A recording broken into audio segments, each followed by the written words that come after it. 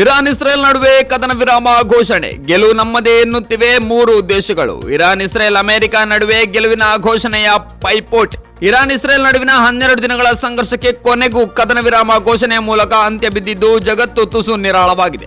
ಮಧ್ಯಪ್ರಾಚ್ಯ ಸಂಘರ್ಷವು ಜಾಗತಿಕ ಯುದ್ಧದ ಭೀತಿಯನ್ನು ಹುಟ್ಟುಹಾಕಿತ್ತು. ವಿಶೇಷವಾಗಿ ಅಮೆರಿಕವು ಮಿಡ್ ನೈಟ್ ಯಾಮರ್ ಆಪರೇಷನ್ ಮೂಲಕ ಇರಾನ್ನ 3 ಪರಮಾಣು ತಾಣಗಳ ಮೇಲೆ ಬಾಂಬ್ ದಾಳಿ ನಡೆಸಿದ್ದು ಜಗತ್ತನ್ನೇ ತಲ್ಲಣಗೊಳಿಸಿತು. ಒಂದು ರೀತಿಯಲ್ಲಿ ಈ ಸಂಘರ್ಷವು ಆಶ್ಚರ್ಯಗಳಿಂದ ಕೂಡಿದೆ. ಅದರಲ್ಲೂ ವಿಶೇಷವಾಗಿ ಕಳೆದ 12 ಗಂಟೆಗಳಲ್ಲಿ ರೋಚಕ ಬೆಳವಣಿಗೆ ನಡೆದಿದೆ. ನಿನ್ನೆ ರಾತ್ರಿ ಕತಾರ್ನಲ್ಲಿರುವ ಅಮೆರಿಕದ ಆಲ್ ಉದೈದ್ ವಾಯುನೆಲೆಯ ಮೇಲೆ ಇರಾನ್ ಬಾಂಬ್ ದಾಳಿ ನಡೆಸಿತು. ಪ್ರಾದೇಶಿಕ ಸಂಘರ್ಷವು ಜಾಗತಿಕವಾಗಿ ವಿಸ್ತರಿಸುವ ಭೀತಿಯನ್ನು ಇದು ಹುಟ್ಟುಹಾಕಿತು.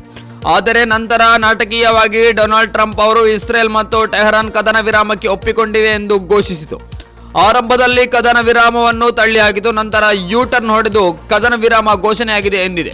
ಕುತೂಹಲಕಾರಿಯಾಗಿ ಕದನ ವಿರಾಮದ ಬಳಿಕ ಅಮೆರಿಕ, ಇರಾನ್ ಮತ್ತು ಇಸ್ರೇಲ್ 3 ದೇಶಗಳು ಕೂಡ ವಿಜಯದ ಘೋಷಣೆ ಮಾಡಿಕೊಂಡಿದೆ.